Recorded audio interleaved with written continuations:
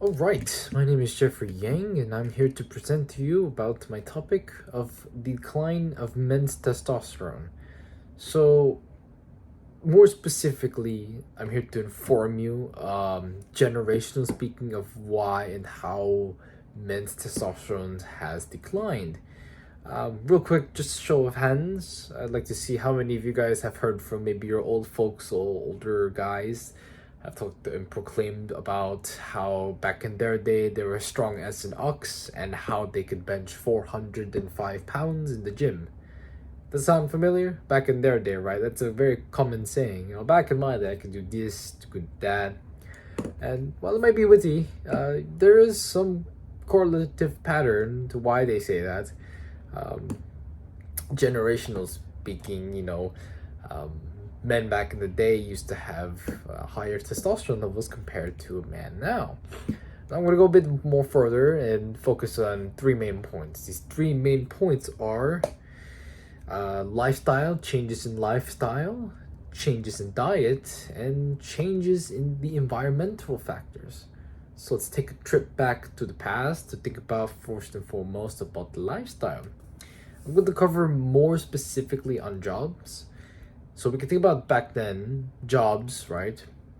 There was more of an increase in physically demanding jobs and labor compared to now in the 21st century to 22nd century, where we have more jobs that require social skills, educational skills, things that don't involve too much of labor intensive work. As compared to back then, the manufacturing and shipping industry was probably a lot more. Additionally, we can correlate that the lack of exercise, the lack of physically demanding jobs, right, that decreasing to time now compared to back then, we can correlate that to the fact that exercise is a stimulus to testosterone increase.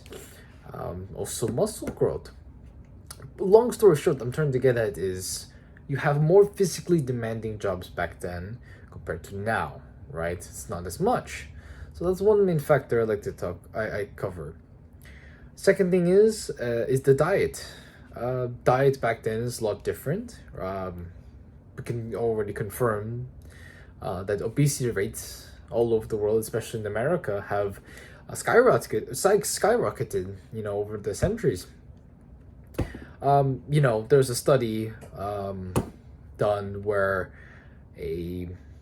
it was done by Kim Young-bae and Yushin.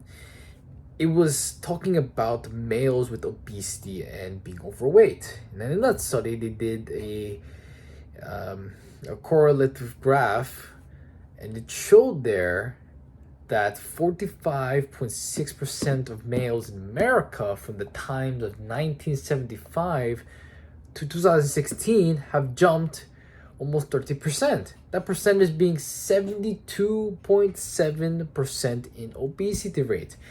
Now, we can already determine that that's due to diet. Whether that be more calorically intake, or we could focus more on the nature of processed foods. And we all know the more you put in, the more you get out. So obviously people are eating more, but also think of what we're eating more. Processed foods. So processed foods have become more available throughout our time, especially in this current generation.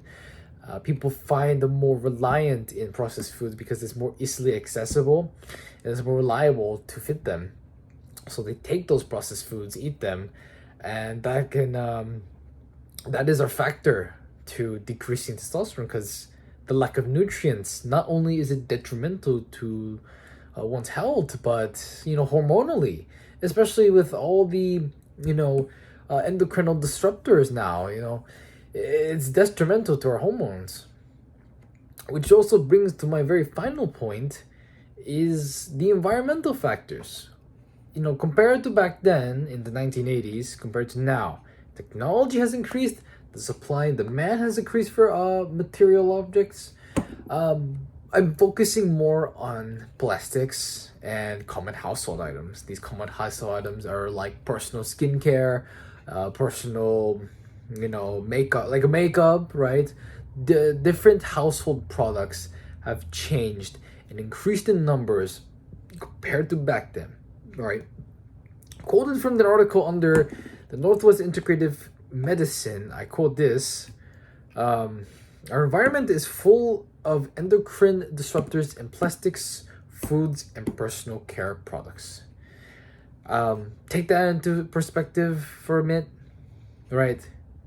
They didn't have as much stuff back then. I highly am concerned that the amount of plastic compared to now is significantly higher than it was in the 1980s. Yeah. So, just to recap one more time what we talked about, we covered about the lifestyles, diet, and environmental factors, of all of which have been in correlation to why testosterone has declined for the years.